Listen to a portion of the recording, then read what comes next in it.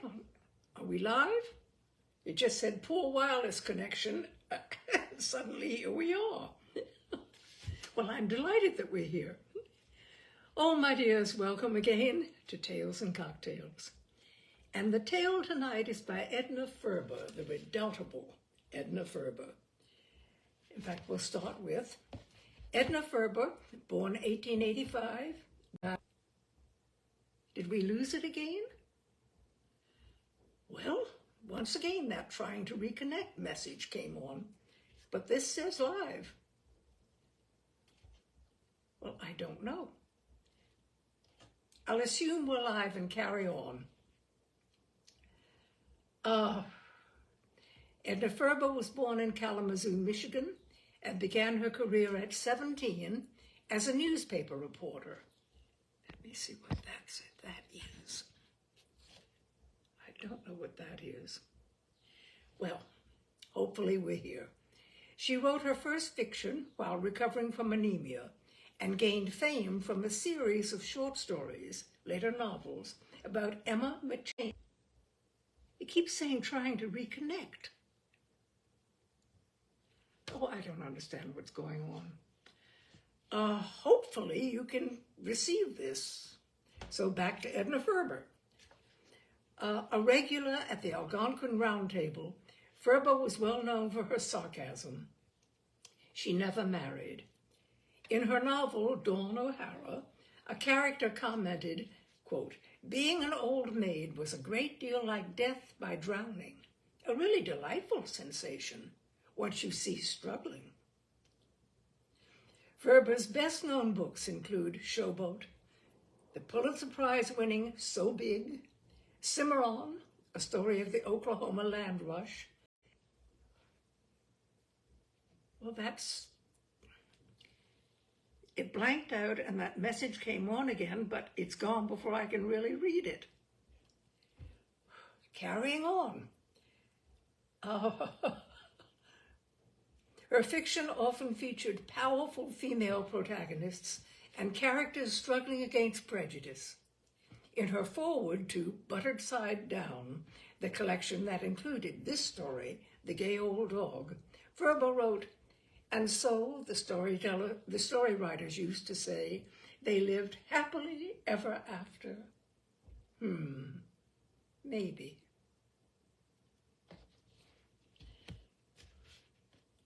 And so here is this Ferber short story, The Gay Old Dog, from Metropolitan magazine. I cannot read. I got the message again, but I can't read it. It's gone before I can read it. My broadcast has been something or other. Oh dear. Well, we'll carry on. The Gay Old Dog by Edna Ferber. Those of you who have dwelt or even lingered in Chicago, Illinois, this is not a humorous story, are familiar with the region known as the Loop. For those others of you to whom Chicago is a transfer point between New York and San Francisco, there is presented this brief explanation. The Loop is a clamorous, smoke-infested district embraced by the iron arms of the elevated tracks. In a city boasting fewer millions, it would be known familiarly as downtown. From Congress to Lake Street, from Wabash almost to the river, those thunderous tracks make a complete circle, or loop. Within it lie the retail shops, the commercial hotels, the theaters, the restaurants. It is the Fifth Avenue, diluted, and the Broadway, deleted, of Chicago. And he who frequents it by night in search of amusement and cheer is known vulgarly, I've got a message saying someone else is having the same problem. And here's Bob Nathan is saying having the same problem. Witness connection. Your program has been paused. Well, I don't know what's going on. Where was I? Okay. and the Broadway deleted of Chicago, and he who frequents it by night in search of amusement and cheer is known vulgarly as a loop hound. Joe Hertz was a loop hound. On the occasion of those sparse first nights granted the metropolis of the Middle West, he was always present, third row, aisle, left. Joe's table always commanded an unobstructed view of anything worth viewing. On entering, he was wont to say, "Hello, Gus," with careless cordiality to the head waiter, the while his eye roved expertly from table to table as he removed his gloves. He ordered things under glass, so that his table at midnight or thereabouts resembled a hotbed that favors the bell system. The waiters fought for him. He was the kind of man who mixes his own salad dressing. He liked to call for a bowl, some cracked ice, lemon, garlic, paprika, salt, pepper, vinegar. People at nearby tables would lay down their knives and forks to watch, fascinated. The secret of it seemed to lie in using all the oil in sight and calling for more. That was Joe, a plump and lonely bachelor of 50, a plethoric, roving-eyed, and kindly man, clutching vainly at the garments of a youth that had long slipped past him. Joe Hertz, in one of those pinch waist-belted suits and a trench coat and a little... That message came on again. It just periodically is happening. I don't know whether to stop and just call it quits for tonight or to keep going. I'll keep going. Maybe it'll straighten itself out.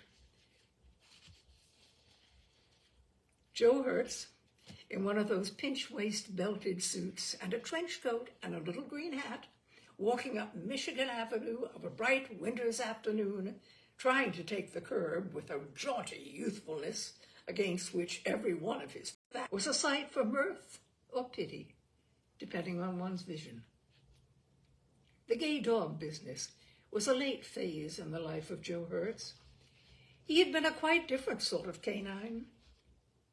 The staid and harassed brother of 3 unwed and selfish sisters is an underdog. The tale of how Joe Hertz came to be a loop hound should not be compressed within the limits of a short story.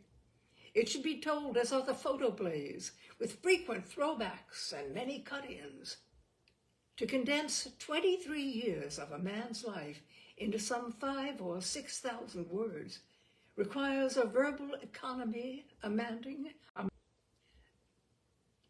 At 27, Joe had been the dutiful, hard-working son in the wholesale harness business of a widowed and gummaging mother who called him Joey. If you had looked close, you would have seen that now and then a double wrinkle would appear between Joe's eyes, a wrinkle that had no business there at 27. Then Joe's mother died, leaving him handicapped by a deathbed promise, 3 sisters, and a 3-story and basement house on Calumet Avenue. Joe's wrinkle became a fixture. Deathbed promises should be broken as lightly as...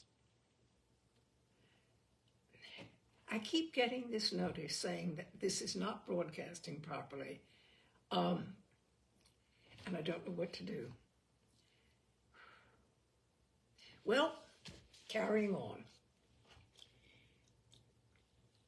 If you would look close, Joe's wrinkle became a fixture, yeah. After the deathbed promise, the concern about the 3 sisters, and the 3-story and basement house on Calumet Avenue. Deathbed promises should be broken as lightly as they are seriously made. The dead figures upon the living. Excuse me, okay, that message came on again. The dead have no right to lay their clammy fingers upon the living.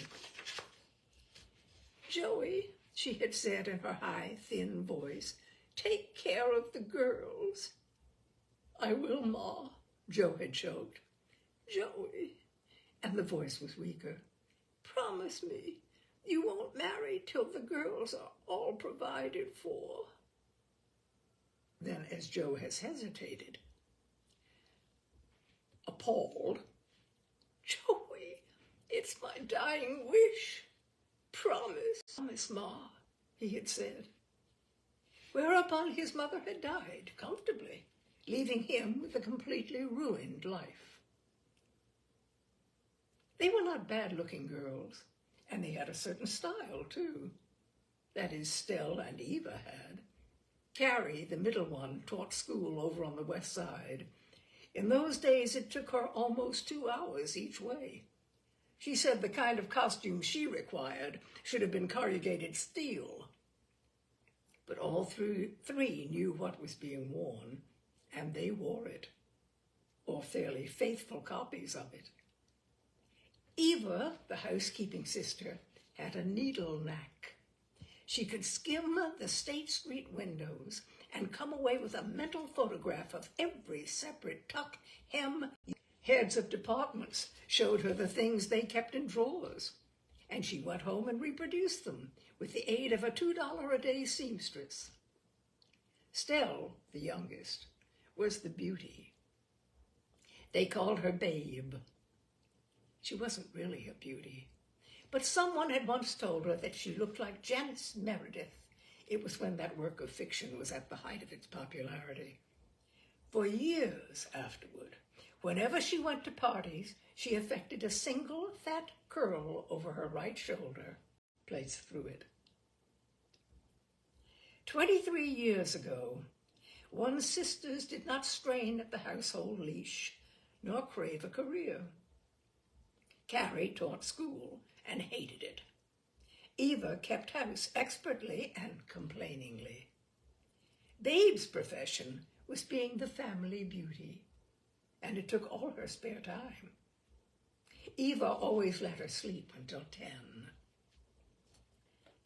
This was Joe's house of it, but it was an empty title. The 3 women dominated his life. They weren't consciously selfish. If you would call them cruel, they would have put you down as mad. When you are the lone brother of 3 sisters, it means that you must be constantly calling for, escorting, or dropping one of them somewhere. Most men of Joe's age were standing before their mirrors of a Saturday night, whistling blithely and abstractedly while they discarded a blue polka dot for a maroon tie, whipped off the maroon for a shot silk, and at the last moment decided against the shot silk in favor of a plain black and white. Once said she preferred quiet ties. Joe, when he should have been preening his feathers for conquest, was saying, "Well, my God, I am hurrying. Give a man time, can't you? I just got home.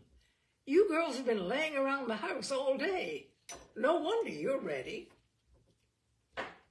He took a certain pride in seeing his sisters well-dressed, at a time when he should have been reveling in fancy waistcoats and brilliant-hued socks, according to the style of that day, and the inalienable right of any unwed male under 30 in any day.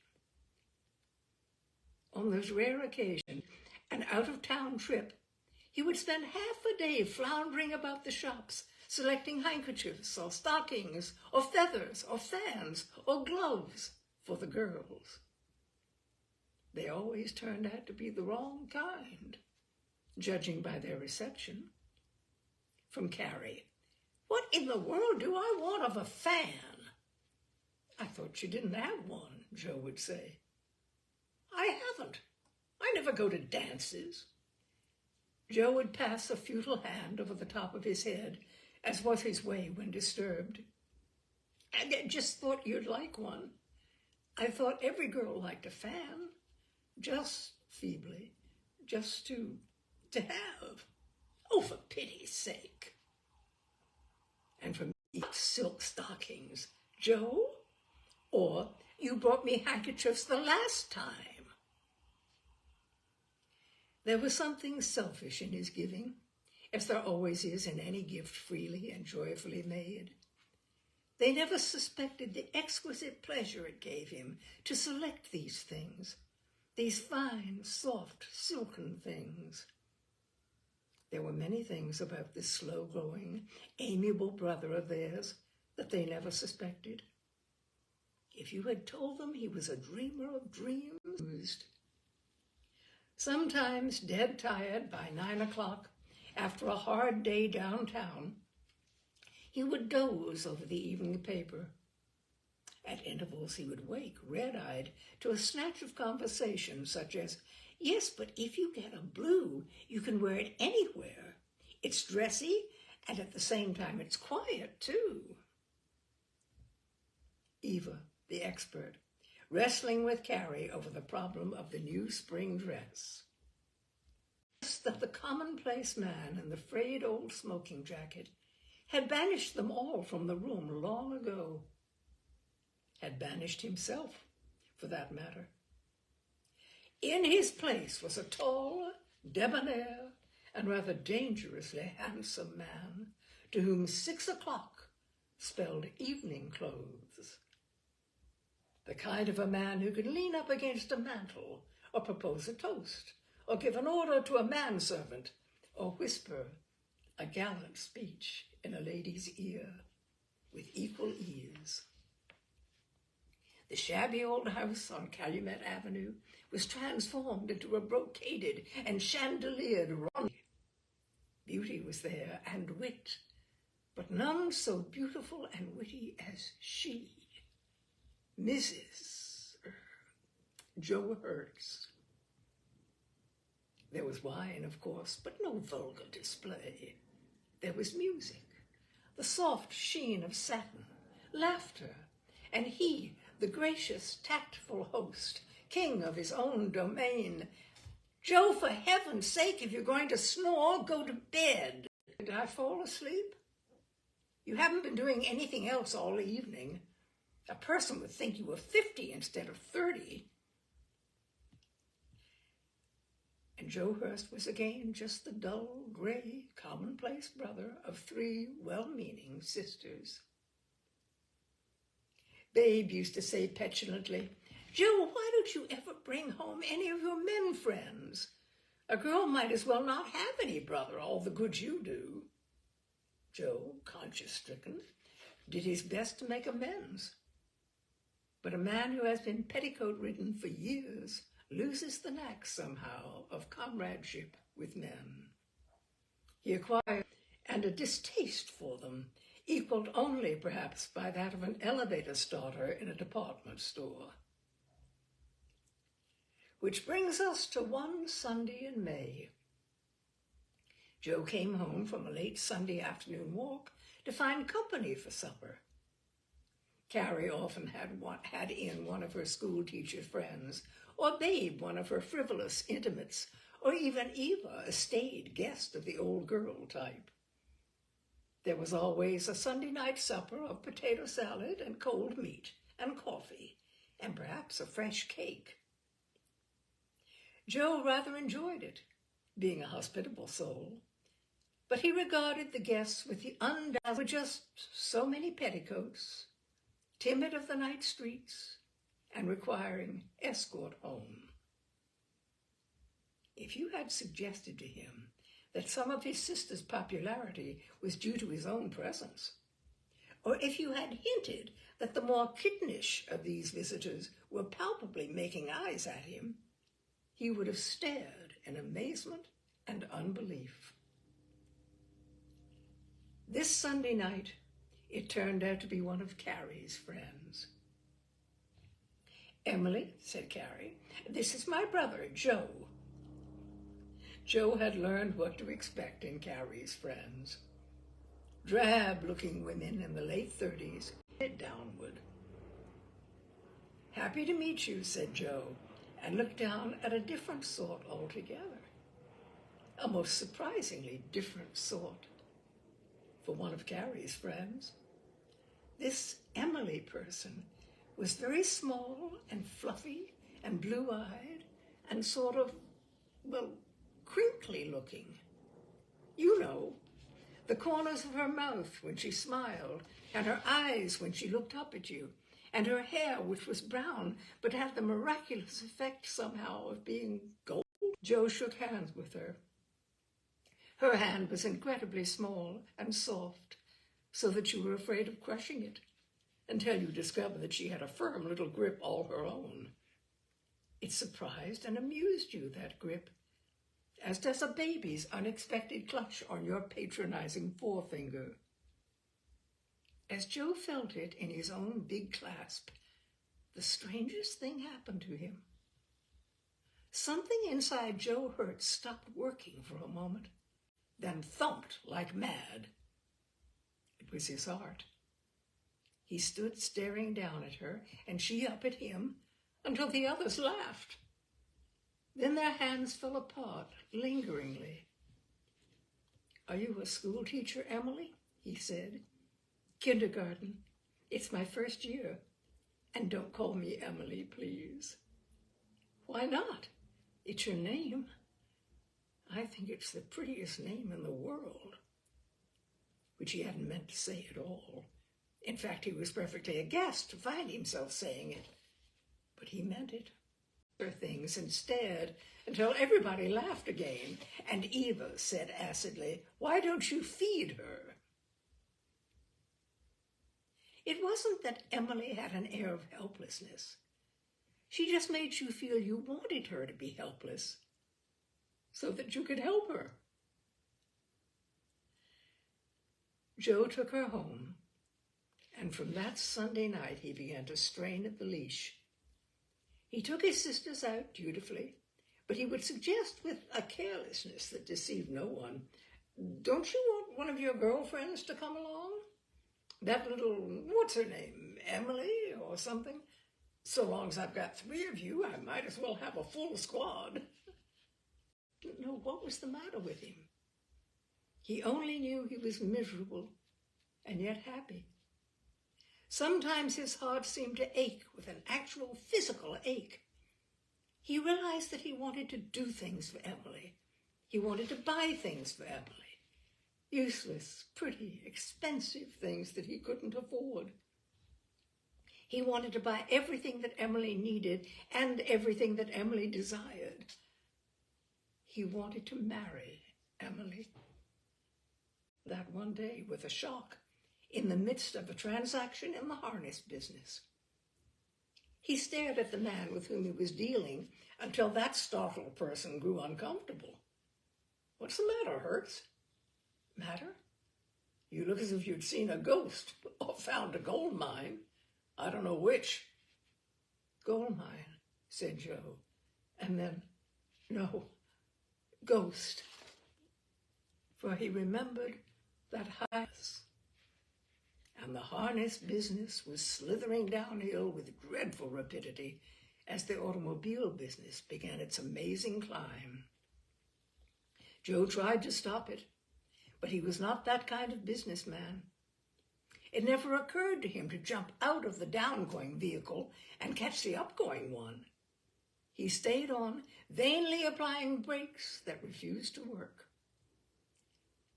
"You know, Emily, I couldn't support 2 households now, not the way things are. But if you'll wait, if you'll only wait, that is, Babe and Carrie." She was a sensible little thing, Emily. "Of course I'll wait, but we mustn't just sit back and let the years go by. We've got to help." She went about it as if she were already a little matchmaking matron. She corralled all the men she had ever known and introduced them to Babe, Carrie, and Eva separately, in pairs, and en masse. She arranged parties at which Babe could display the curve. She stayed home while he took the 3 about. When she was present, she tried to look as plain and obscure as possible so that the sisters should show up to advantage. She schemed and planned and contrived and hoped and smiled into Joe's despairing eyes. And 3 years went by. 3 precious years. Carrie still taught school and hated it. Eva kept house more and more complainingly as prices advanced and allowance retreated. Stell was still Babe, the family beauty, but even she knew that the time was past for curls.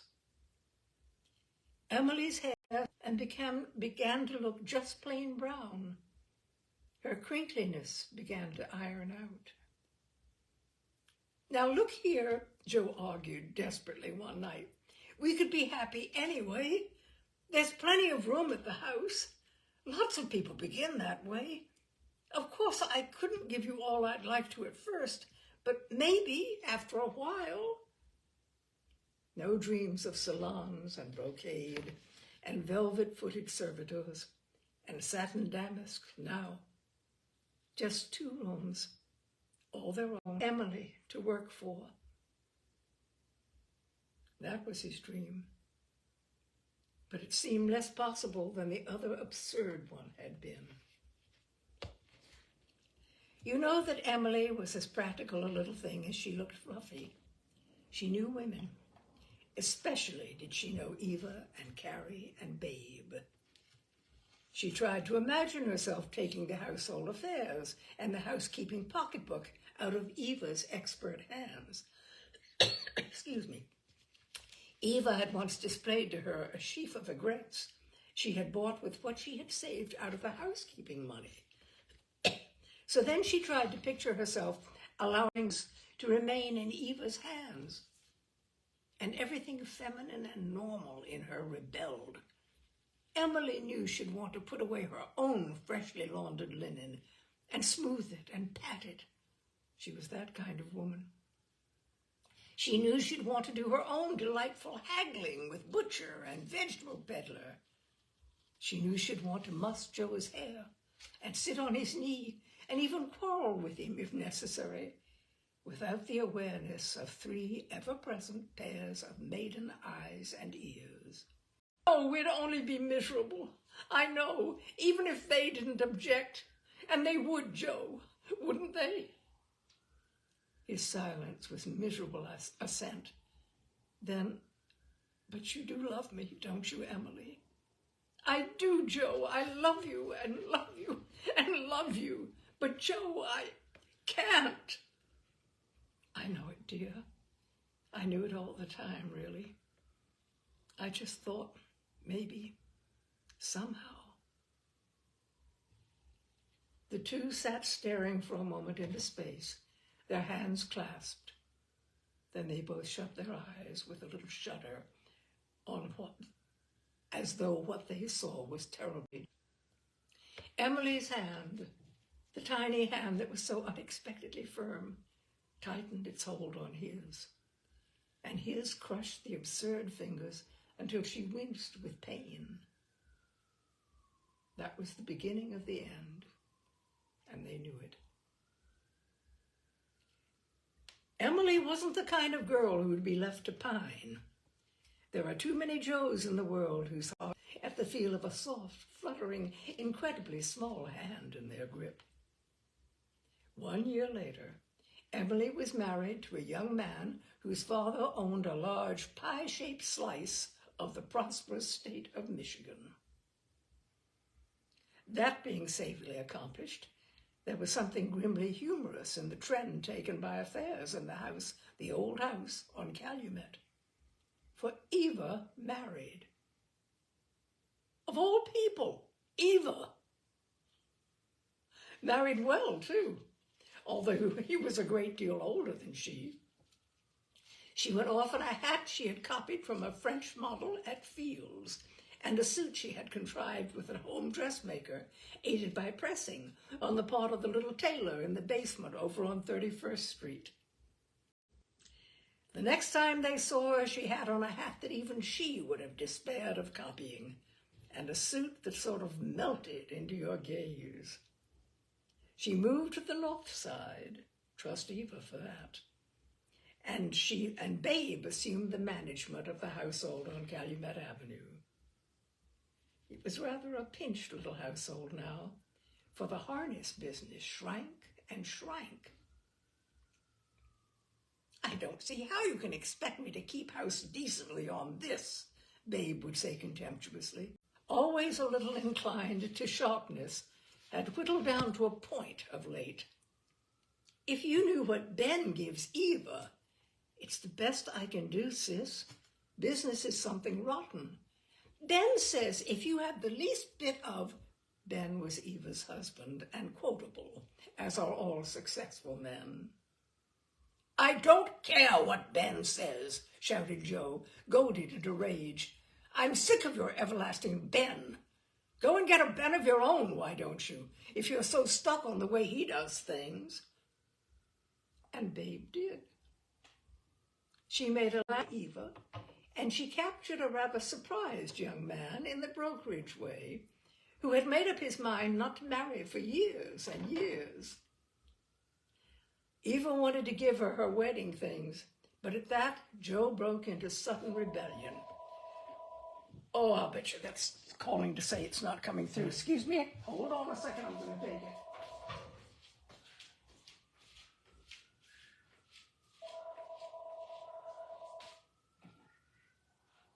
Hello?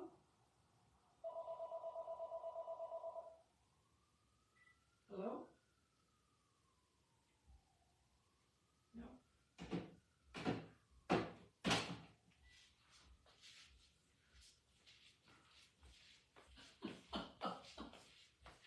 Well, tonight is one of those forgettable times. I don't know whether we should just stop and I'll start all over again next week. But I'll go ahead and finish this and I may just redo it next week. Anywho, one thing and another and another. All right, let's find out where I was. Eva wanted to give Babe her wedding things, but at that, Joe broke into sudden rebellion. No, sir. No Ben is going to buy my sister's wedding clothes, understand? I guess I'm not broke, yet. I'll furnish the money for her things, and there'll be enough of them, too.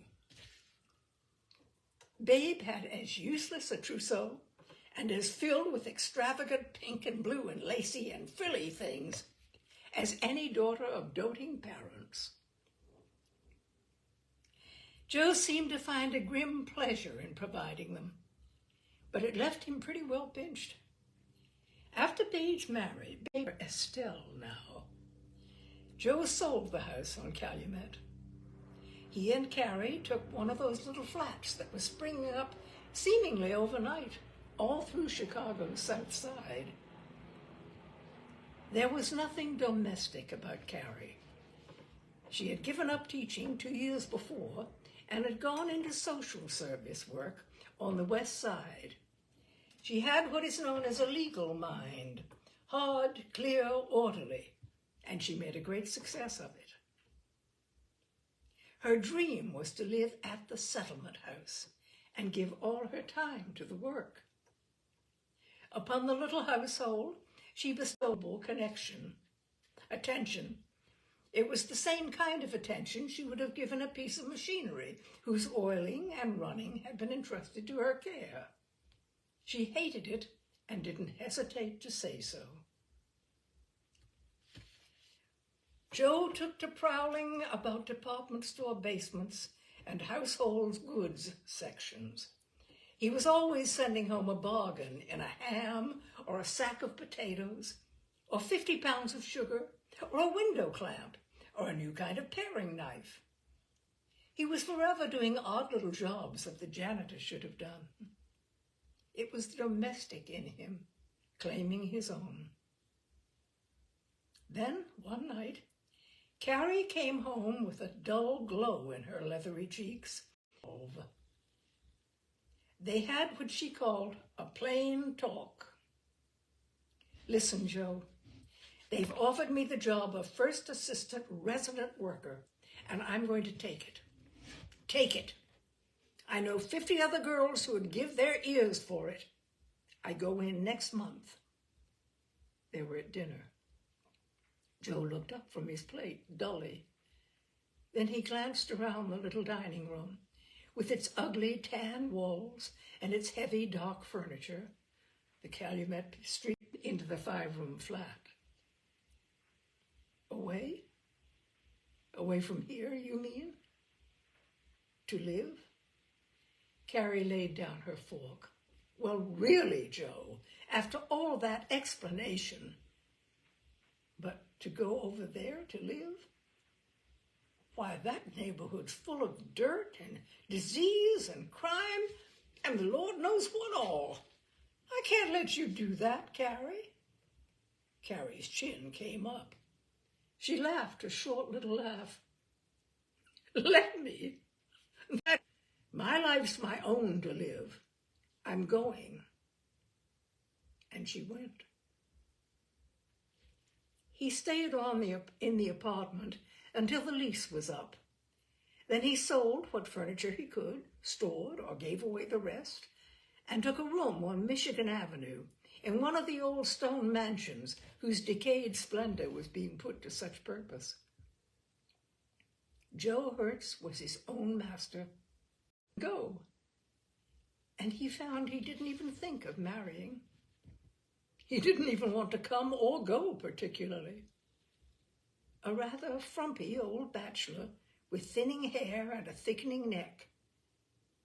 Much has been written about the unwed middle-aged woman, her fussiness, her primness, her angularity of mind and body.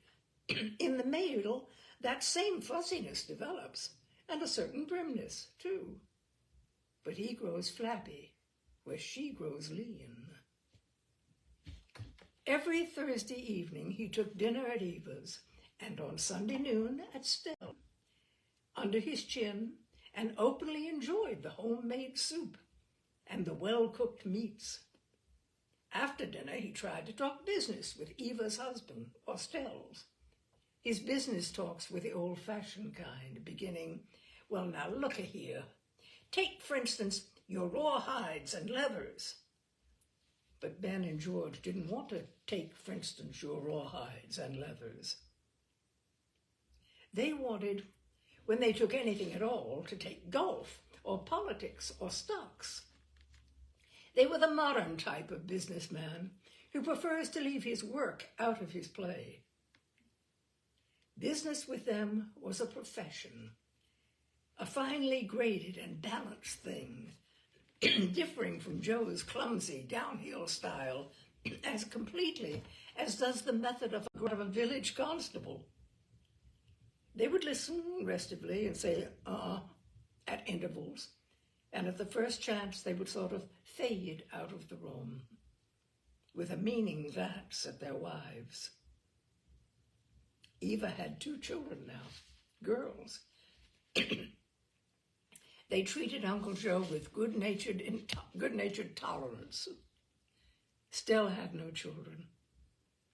Uncle Joe degenerated by almost imperceptible degrees. He was served with white meat, to that of one who is content with a leg and one of those obscure and bony sections which, after much turning with a bewildered and investigating knife and fork, leave one baffled and unsatisfied. Eva and Stell got together and decided that Joe ought to marry. It isn't natural, Eva told him. I've never been. Me? Protested Joe, almost shyly. Women? Yes, of course. You act like a frightened schoolboy. So they had in for dinner certain friends and acquaintances of fitting age. They spoke of them as splendid girls, between 36 and 40. They talked awfully well in a firm, clear way about civics and classes and politics and economics and boards. They rather terrified Joe. He didn't understand much that they talked about, and he felt humbly inferior, and yet a little resentful, as if something had passed. He escorted them home dutifully, though they told him not to bother, and they evidently meant it. They seemed capable not only of going home quite unattended, but of delivering a pointed lecture to any highwayman or brawler who might molest them. The following Thursday, Eva would say, "How did you like her, Joe?" Like who? Joe would spar feebly. Miss Matthews. Who's she? Now, don't be funny, Joe. You know very well I mean the girl who was here for dinner. The one who talked so well on the immigration problem. Oh, her.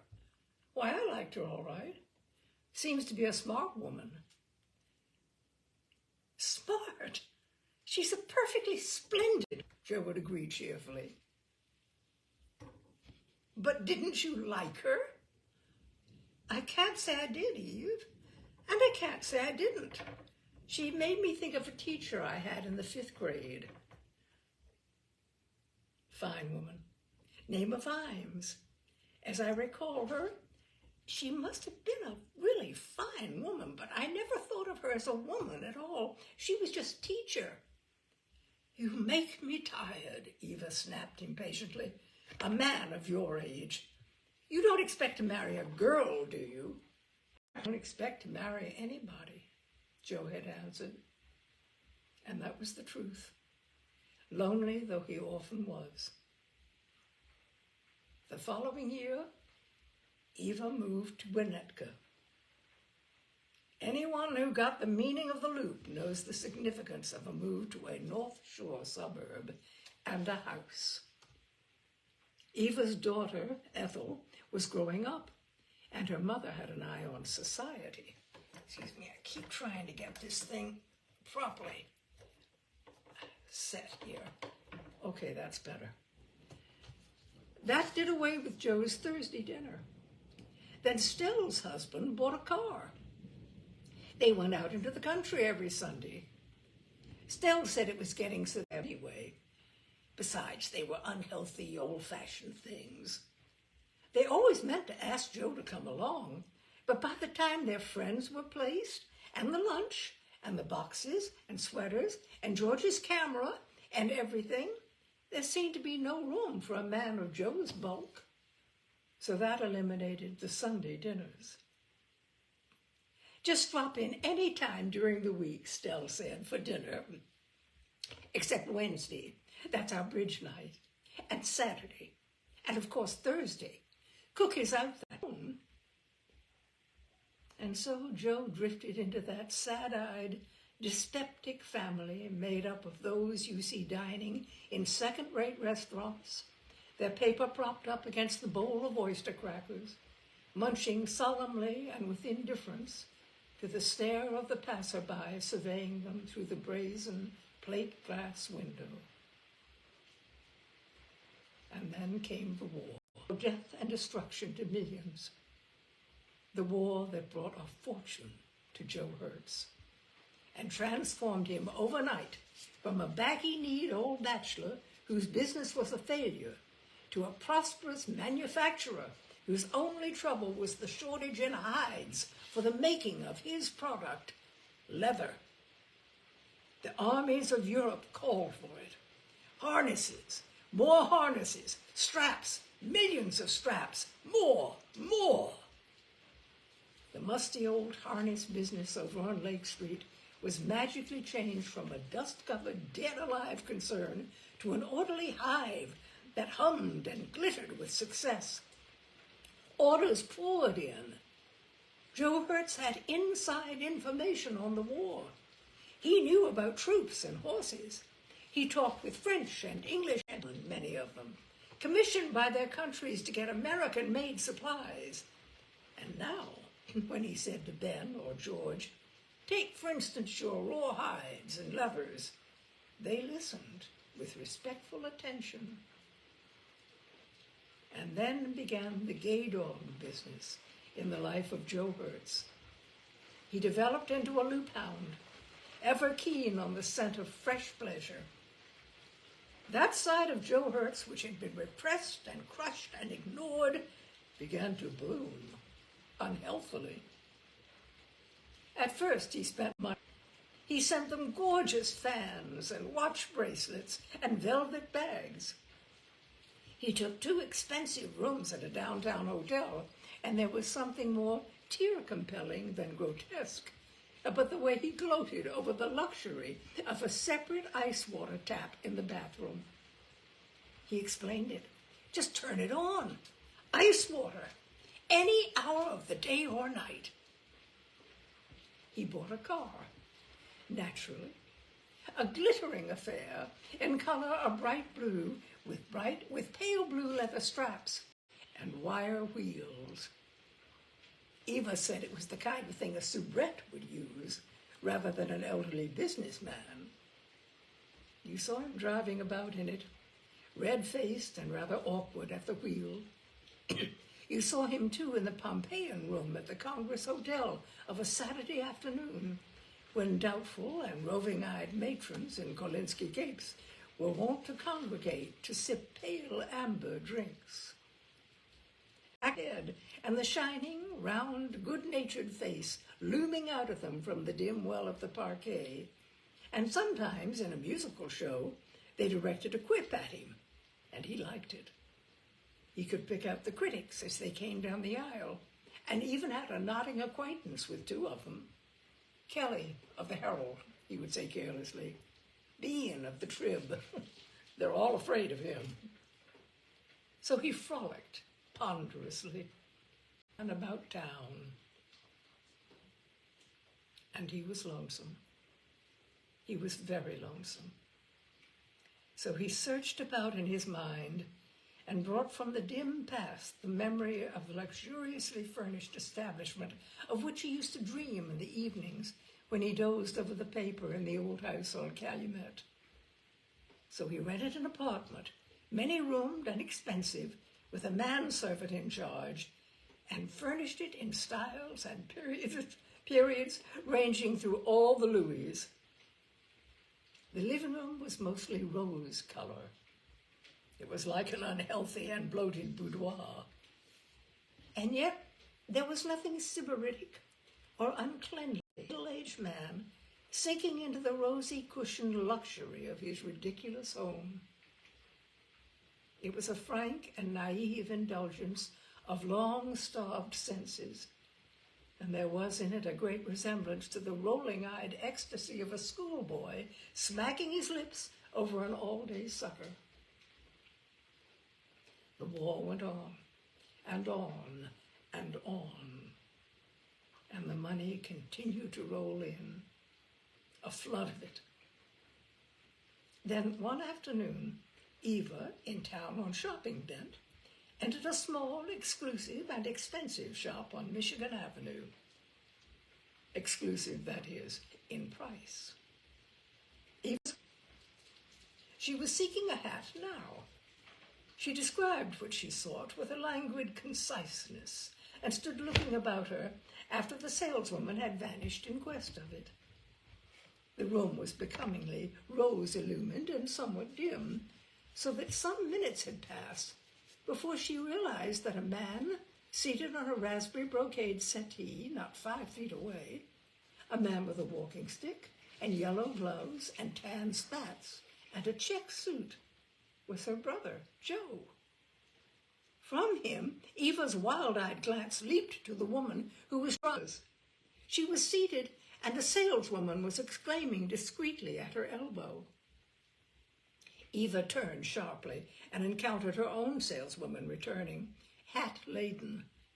"Not today," she gasped. "I'm feeling ill, suddenly," and almost ran from the room. That evening she told Stell, relating her news in that telephone pidgin English devised by every family of married sisters as protection against the neighbors and Central. Translated, it ran thus: "He looked straight at me, but at least he had sense enough not to speak. She was one of those limp, willowy creatures with the greediest eyes that she tried to keep softened to a baby stare, and couldn't. She was so crazy to get her hands on those hats. I saw it all in one awful minute. You know the way I do. I suppose some people would call her pretty. I don't. And her color, well, and the most expensive-looking hats. Aigrettes and paradise and feathers, not one of them under 75. Isn't it disgusting? at his age. Suppose Ethel had been with me. The next time it was Stell who saw them, in a restaurant. And the third time it was Ethel. She was one of the guests at a dinner party given by Nicky Overton II. You know, the North Shore Overtons, Lake Forest. They came in late and occupied the entire third row at the opening performance of Believe Me, and Ethel was Nicky's partner. She was glowing like a rose. When the lights went up after the first act, Ethel saw that her Uncle Joe was seated just ahead of her, with what she afterward described as a blonde. Her uncle had turned around and, seeing her, had been surprised into a smile that spread genially all over his plump and rubicund face. Then he had turned to face forward again quickly. "Who's the old bird?" Nicky had asked. Ethel had pretended not to hear, so he asked again. "My uncle," Ethel answered, and flushed all over her delicate face and down to her throat. Nicky had looked at the blonde, and his eyebrows had gone up ever so slightly. It spoiled Ethel's evening. More than that, as she told her mother of it later, weeping, she declared it. Eva talked it over with her husband in that intimate kimonoed hour that precedes bedtime. She just gesticulated heatedly with her hairbrush. "It's disgusting, that's what it is. Perfectly disgusting. There's no fool like an old fool. Imagine a creature like that at his time of life." There exists a strange and loyal kinship among men. Well, I don't know. I suppose a boy's got to sow his wild oats sometime. "Don't be any more vulgar than you can help," Eva retorted. "And I think you know as well as I what it means to have that Overton boy interested in Ethel." "If he's interested in her," Ben blundered, "I guess the fact that Ethel's uncle went to the theater with someone who wasn't Ethel's aunt won't cause a shudder to run up and down his frail young frame, will it?" "All right," Eva had retorted. "If you're not man enough to stop it, I'll have to, that's all. I'm going up there with Stell this week." They did not notify Joe of their coming. Eva telephoned his apartment when they knew if he expected his master home to dinner that evening. The man had said yes. Eva arranged to meet Stell in town. They would drive to Joe's apartment together and wait for him there. When she reached the city, Eva found turmoil there. The first of the American troops to be sent to France were leaving. This again is 1917. Michigan Boulevard was a billowing, surging mass. Flags, pennants, bands, crowds, all the elements that make for demonstration, and over the whole, quiet. No holiday crowd, this.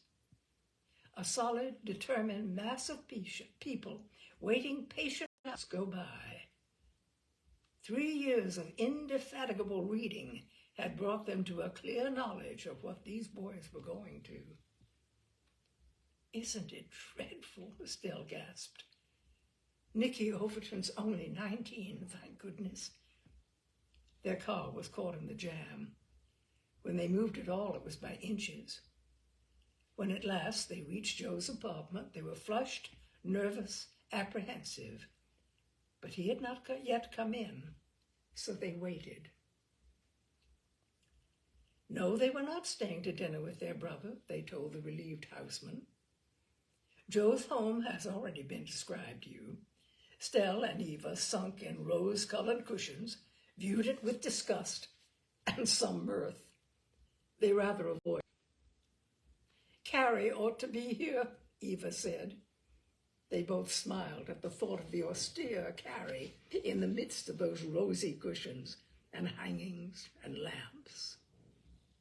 Stell rose and began to walk about restlessly. She picked up a vase and laid it down, straightened a picture. Eva got up too and wandered into the hall. She stood there a moment, listening. Then she turned and passed into Joe's bedroom. And there you knew Joe for what he was. One was as bare as the other had been ornate. It was Joe, the clean-minded and simple-hearted, in revolt against the cloying luxury with which he had surrounded himself. The bedroom, of all rooms in any house, reflects the personality of its occupant. True, the actual furniture was paneled, cupid surmounted, and ridiculous. It had been the fruit of Joe's first orgy of the senses.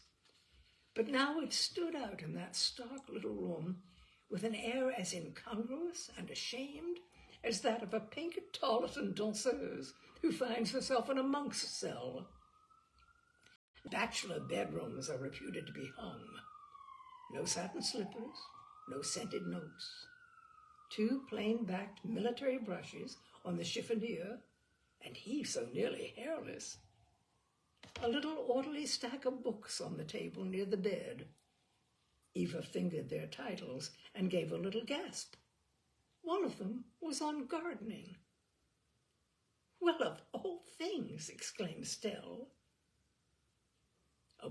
A detective story of the lurid type that lulls us to sleep.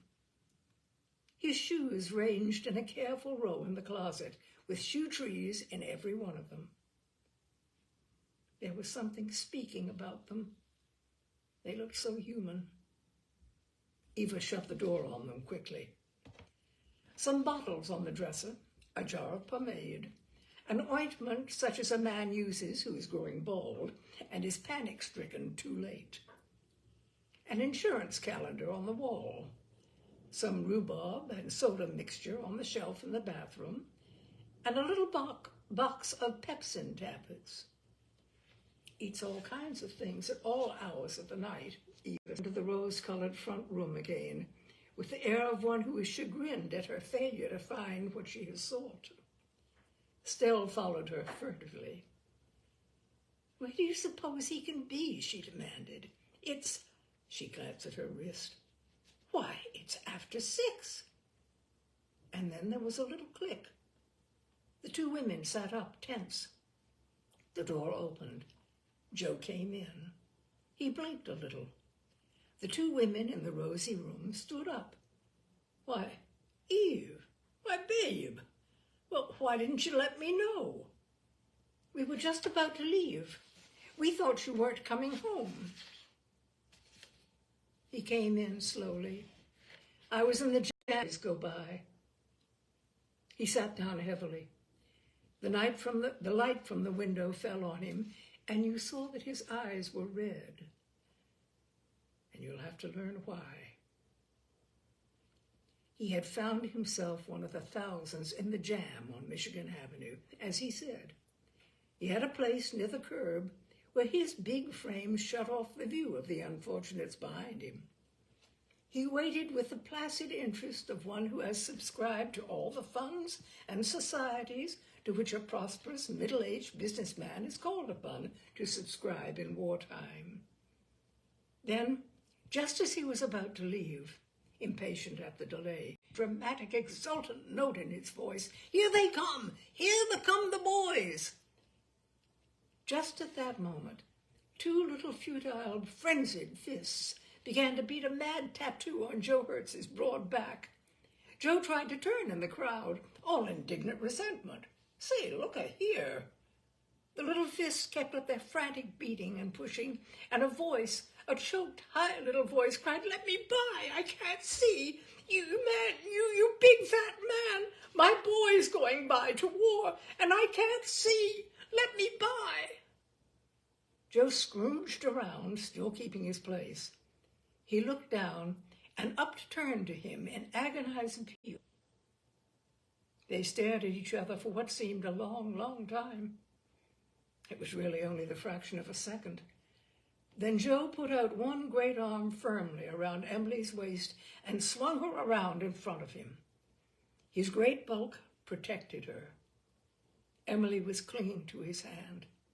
She was breathing rapidly as if she had been running. Her Her eyes were straining up the street. Why, Emily, how in the world? I ran away. Fred didn't want me to come. He said it would excite me too much. Fred? My husband. He made me promise to say goodbye to Joe at home. Joe's my boy, and he's going to war. So I ran away. I had to see him. I had to see him go. She was dry-eyed. Her gaze was straining up the street. Well, of course you want to see him. And then the crowd gave a great roar. There came over Joe a feeling of weakness. He was trembling. The boys went marching by. There he is, Emily shrilled above the din. There he is, there he is, there he, and waved a futile little hand. It wasn't so much a wave as a clutching after something beyond her reach. Which one? Which one, Emily? The handsome one there. Her voice quavered and died. Joe put a steady hand on her shoulder. Point him out, he commanded. Show me.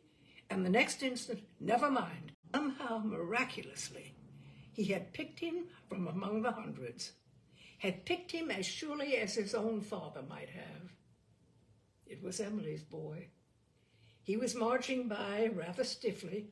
He was 19 and fun-loving, and he had a girl. And he didn't particularly want to go to France But more than he had hated going, he had hated not to go.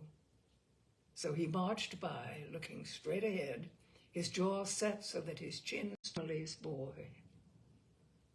Joe looked at him, and his face flushed purple. His eyes, the hard-boiled eyes of a loop hound, took on the look of a sad old man. And suddenly he was no longer Joe, the sport, old J. Hertz, the gay dog. He was Joe Hertz, 30, in love with life, in love with Emily, and with the stinging blood of young manhood coursing through his veins. Another minute, and the boy had passed on up the broad street, the fine flag-bedecked street, just one of 100 service hats bobbing in rhythmic motion like sandy waves lapping ashore and flowing on. Then he disappeared altogether. To Joe, she was mumbling something over and over. I can't, don't ask me to. I can't let him go like that. I can't. Joe said a queer thing. Why, Emily, we wouldn't have him stay home, would we? We wouldn't want him to do anything different, would we? Not our boy. I'm glad he volunteered. I'm proud of him. So are you. Glad.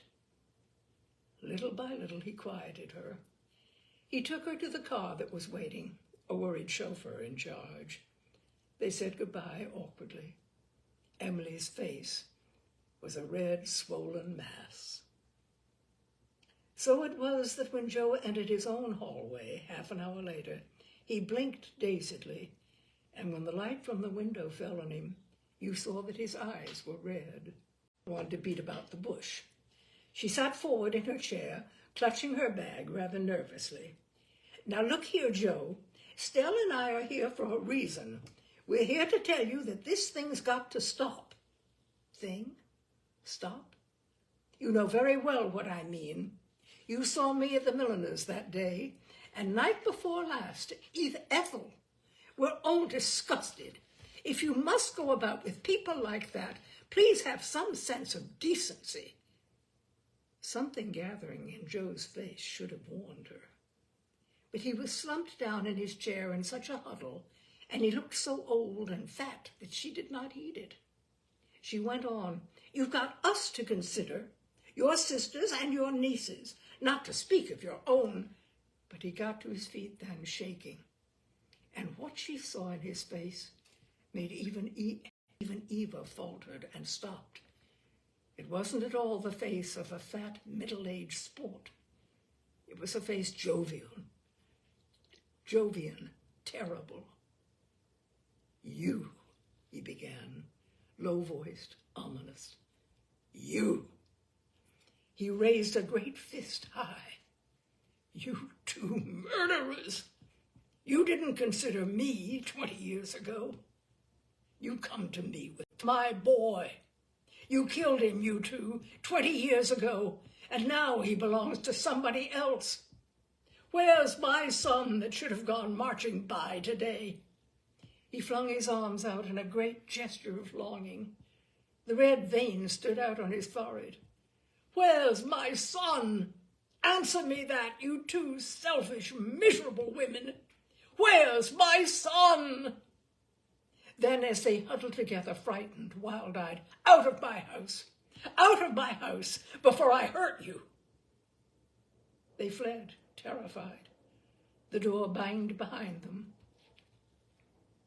Joe stood shaking in the center of the room. Then he reached for a chair gropingly and sat down. He passed one moist, flabby hand over his forehead, and it came away wet. He sat still. It sounded far away and unimportant, like something forgotten. I think he did not even hear it with his conscious ear, but it rang and rang insistently. Joe liked to answer his telephone when at home. Hello? He knew instantly the voice at the other end. That you, Joe? It said. Yes. How's my boy?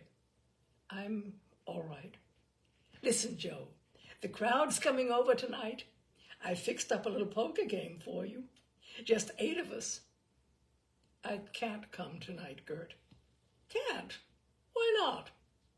I'm not feeling so good. You just said you were all right. I am all right, just kind of tired. The voice took on a cooing note. It should be all comfy on the sofa, and he doesn't need to play if he don't want to. No, sir. Joe stood staring at the black mouthpiece of the telephone.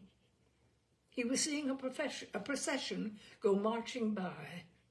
Boys, hundreds of boys in khaki. Hello? Hello? The voice took on an anxious note. Are you there? Yes. Joe, there's something the matter. You're sick. I'm coming right over. No. Why not? You sound as if you'd been sleeping. Look here, leave me alone. And the receiver clacked into the hook.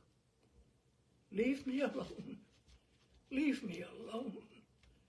Long after the connection had been broken. He stood staring at the instrument with unseeing eyes. Then he turned and walked into the front room. All the light had gone out of it. Dusk had come on. All the light had gone out of everything.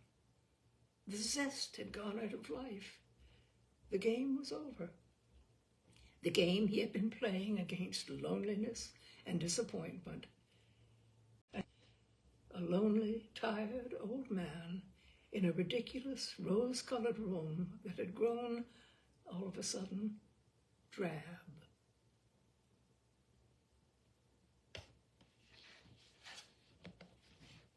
And that is The Gay Old Dog by Edna Ferber. Oh, my dears, I have no idea how much of it came across. This was so sorry. I think what I'll do is I'll try to watch later and see how much did come across, and if it's sufficiently intact, we'll leave it. Otherwise, I'll repeat it, perhaps tomorrow night or some other evening. Oh, you never know what's going to happen.